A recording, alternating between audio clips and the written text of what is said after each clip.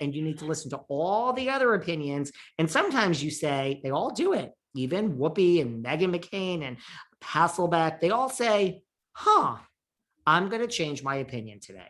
So unless Bethany can sit there and listen to all the other women on the panel and say, I'm changing my opinion on this one, I don't think she's right for The View. I think Bethany is a solo show, guys. I don't think she would fit in at The View. It's too much. I do too. And I mean, you know, I wanted her talk show to work. I feel like it could have worked today, but I don't think, you know, it's so hard now to get any success with a talk show. But maybe that's what she's going for. Maybe, you know, I don't know. It's going to be interesting to see if Sherri Shepherd can replace Wendy. I mean, Wendy was so unique, and Wendy was sort of the last ones to have huge ratings. So maybe Bethany feels like if Sherri doesn't work, she could come in, because Bethany's polarizing. I mean, Bethany's polarizing. Anyway, we've spent a lot of time on Bethany, but we'll move on. But she's polarizing. But you know, it's like, I do think we all knew Wendy was rich, but Wendy was still like of the people. Like, there is this dichotomy of like, we're starting to not believe that Bethany is of the people, right? Like, she's not one of us. Like, we know you're filthy. We're like, I think it's like everything we're saying, like, if we don't believe that you really, and Wendy wasn't, no. Wendy was never thirsty. Wendy went home. Oh, poor Wendy at home. You know, I don't know. I mean, God, I mean, her ex-husband there was just such a douche lord. But anyway. But she wasn't out with these people. No, and she wasn't out at night being like, I can't wait for something to happen so I can talk about it. It naturally happened, and then she talked about it. Yeah. Right? Yeah. Yeah. All right. You know who is thirsty? Who? Some of our gals in the RHOP, because it's back, girl. Oh my God. Okay, girl. What did you think? I need your thoughts. Okay. Now, I know you were telling me off air, you said that you thought it was a little boring. I did. It pains me. It pains me to say. But did anyone else? I'm sorry.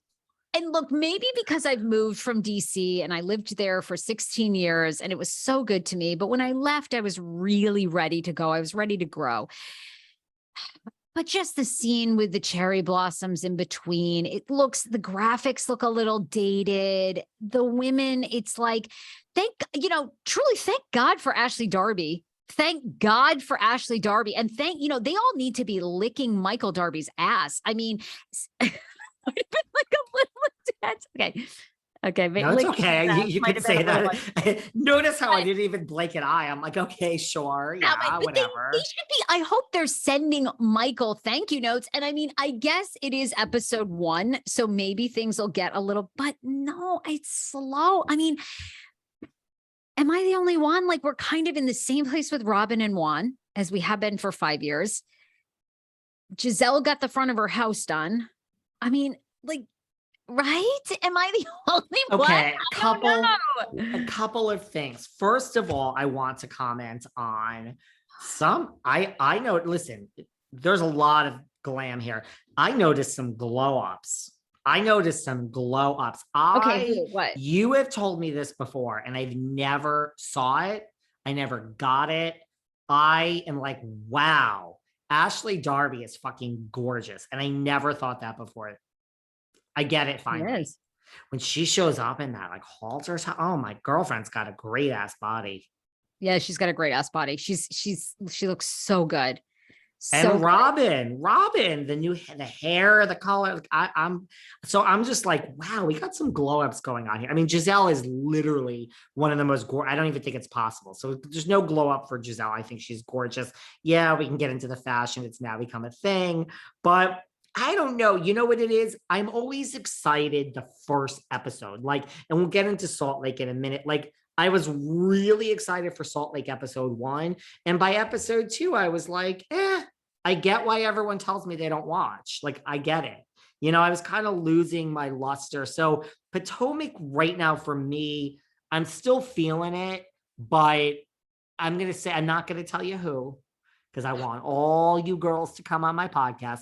There are two that I just don't really listen. I like it when you're authentic. That was my problem with Leah McSweeney the whole time of Roni. I don't care, like Ramona. I love Ramona because she is authentic. She can't help herself. You know what I mean? Ramona is Ramona. There's two girls here that just seem so thirsty to me, more than all the others. And I don't even need to get into who it is, but two of the RHOP to me seem really fucking thirsty. Did you get that?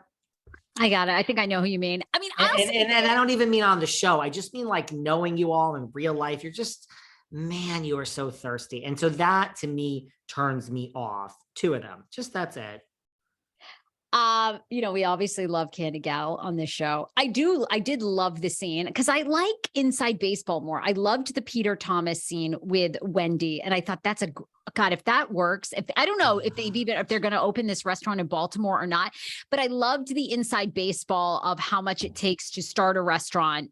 You're not going to get any return. And that's if things all go well for 2 years. And then you could potentially be making $8 million a year. I'm like, oh, okay. That's why people open restaurants. Cause I'm with really? Wendy's. It seems like a lot of money. 8 million. That's what, I mean, maybe that's a little high, but that's what Peter was saying. That's what he said. Husband wasn't a fan. And I kind of get, like, I've never been a restaurant person either. I never wanted to open a restaurant or be a part of it. But I thought that scene was really good because it was like, I loved the crossover. It was interesting. And I like the Ashley Michael stuff, but everybody, and again, I'm biased. I love Candy Gal. So, but I gotta say, I mean, what are we going to get from Miss Huga?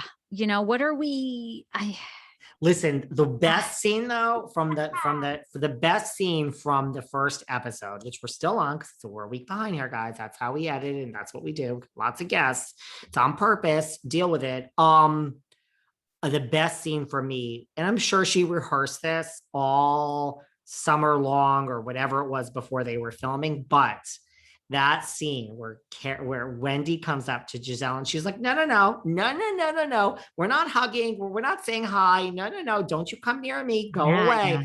I love that. I'm like, Giselle she's not playing this season, but I guess I get it goes back to the OC is probably going to be the same in Atlanta too. Like, we need a real world scandal. It's awful. I can't believe, and it doesn't have to be legal because we had Louis Realius, which kept New Jersey. So we either need deep-seated family shit or some real world thing, which is so shocking and blows up. You can't ask for that. You couldn't script Teresa meeting this man that was doing viral videos and he's off his rocker, and you couldn't script that. It just happens, right? I mean, I will say this. I think we're about to get it in Potomac with Mia Thornton. I mean, there's a lot of rumors going around.